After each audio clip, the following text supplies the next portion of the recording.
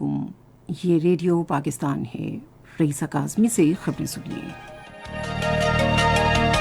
اہم خبروں کا خلاصہ۔ وزیر خارجہ نے کہا ہے کہ فیٹف کے 27 میں سے 26 نکات کے نفاذ کے بعد پاکستان کو گرے لسٹ میں رکھنے کی کوئی گنجائش نہیں ہے۔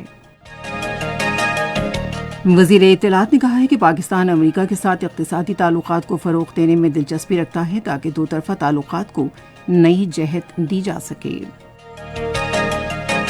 آئندہ مالی سال کے لیے گلگت بلتستان کا بجٹ آج اسمبلی میں پیش کیا جا رہا ہے۔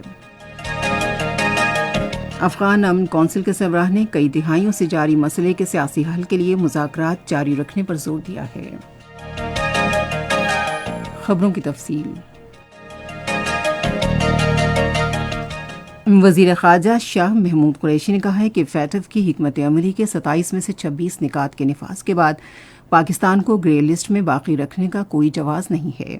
انہوں نے آج ایک بیان میں کہا کہ اس بات کا تعین کیا جائے کہ فیٹف ٹیکنیکل فورم ہے یا سیاسی۔ انہوں نے کہا کہ اس معاملے کا بھی جائزہ لینے کی ضرورت ہے کہ کیا یہ فورم سیاسی مقاصد کے لیے تو استعمال نہیں کیا جا رہا۔ وزیر خارجہ نے کہا کہ کچھ طاقتیں چاہتی ہیں کہ پاکستان پر فیٹف کی تلوار لٹکتی رہے۔ انہوں نے کہا کہ فیٹف نے اس بات کا اعتراف کیا ہے کہ پاکستان نے حکمت عملی کے 27 میں سے 26 نکات پر عمل درآمد کرایا ہے اور 27ویں نقطے پر بھی خاصی پیش رفت ہوئی ہے۔ شاہ محمود قریشی نے واضح طور پر کہا کہ پاکستان نے جو اقدامات کیے وہ اس کے اپنے مفاد میں تھے۔ وزیر توانائی حماد اظہر نے کہا ہے کہ جلد ہی FATF کے نئے ایکشن پلان پر عمل درآمد کیا جائے گا۔ آج اسلام آباد میں صحافیوں سے بات چیت کرتے ہوئے انہوں نے کہا کہ منی لانڈرنگ کی روک تھام کے پلان پر عمل درآمد انسدادی دہشت گردی کے منصوبے پر عمل درآمد کے مقابلے میں بہت آسان ہے، کیونکہ حکومت نے پہلے ہی اس سلسلے میں قانون سازی کی ہے۔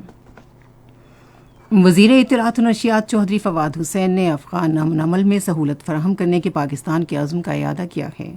اپنے ویڈیو پیغام میں انہوں نے کہا کہ ہم افغانستان میں امن چاہتے ہیں کیونکہ یہ پاکستان کے اپنے مفاد میں ہے۔ وزیر اطلاعات نے کہا کہ وزیر اعظم عمران خان نے نیو یارک ٹائمز کو اپنے انٹرویو میں اس بات کا ایک بار پھر اعادہ کیا ہے کہ پاکستان اپنی سرزمین افغانستان کے خلاف استعمال کرنے کی اجازت نہیں دے گا۔ انہوں نے کہا کہ پاکستان امریکہ کے ساتھ دو طرفہ تعلقات کو نئی جہت دینے کے لیے اقتصادی تعلقات کے قیام میں دلچسپی رکھتا ہے۔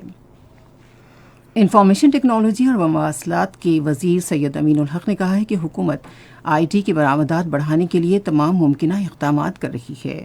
آج ایک بیان میں انہوں نے کہا کہ پاکستان کی IT انڈسٹری تیزی سے ترقی کر رہی ہے۔ وفاقی وزیر نے IT کی برآمدات کے فروغ میں پاکستان سافٹ ویئر بورڈ اور IT انڈسٹری کے کردار کی تعریف کی۔ برآمدات سے حاصل ہونے والا زر مبادلہ، جن میں مواصلات، کمپیوٹر اور اطلاعات کی خدمات شامل ہیں، رواں سال کے دوران 47% اضافے کے ساتھ $1.9 ارب سے بڑھ گیا ہے۔ قومی اسمبلی کا اجلاس آج پارلیمنٹ ہاؤس اسلام آباد میں شروع ہوا، جس میں اگلے مالی سال کے لیے کابینہ کے بارے میں 29 مطالبات زر کی منظوری دی گئی۔ ایوان نے ان مطالبات زر کے بارے میں حزب اختلاف کی طرف سے پیش کی جانے والی کٹوتی کی 397 تحریک مسترد کر دیں۔ کٹوتی کی تحریکوں پر بحث سمیٹتے ہوئے پارلیمانی امور کے مشیر بابر اعوان نے کہا کہ حکومت قومی سلامتی کے اداروں سمیت تمام اداروں کو مستحکم کر رہی ہے۔ گلگت بلتستان کی کابینہ نے آئندہ مالی سال کے لیے 106 ارب روپے کے بجٹ کی منظوری دے دی ہے۔ یہ منظوری آج گلگت میں کابینہ اجلاس میں دی گئی، جس کی صدارت وزیر اعلیٰ محمد خالد خورشید نے کی۔ گلگت بلتستان کے وزیر اعلیٰ میڈیا سیل کے مطابق بجٹ میں غیر ترقیاتی اخراجات کے لیے 51 ارب روپے اور ترقیاتی منصوبوں کے لیے 44 ارب روپے مختص کیے گئے ہیں۔ کابینہ نے گندم پر اعانت کے لیے 10 ارب روپے کی منظوری بھی دی۔ گلگت بلتستان کا بجٹ آج قانون ساز اسمبلی میں پیش کیا جا رہا ہے۔ بھارت کے غیر قانونی زیر قبضہ جموں کشمیر کی سابق کٹھ پتلی وزیر اعلیٰ محبوبہ مفتی نے کہا ہے کہ وہ آرٹیکل 370 اور 35A کی بحالی تک انتخابات میں حصہ نہیں لیں گی۔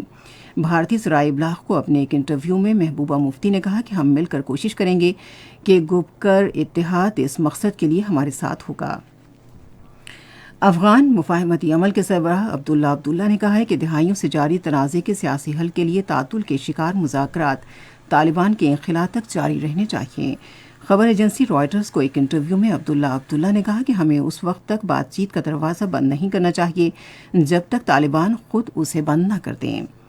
اس سے قبل افغان صدر اشرف غنی نے وائٹ ہاؤس میں امریکی صدر جو بائیڈن سے ملاقات کی۔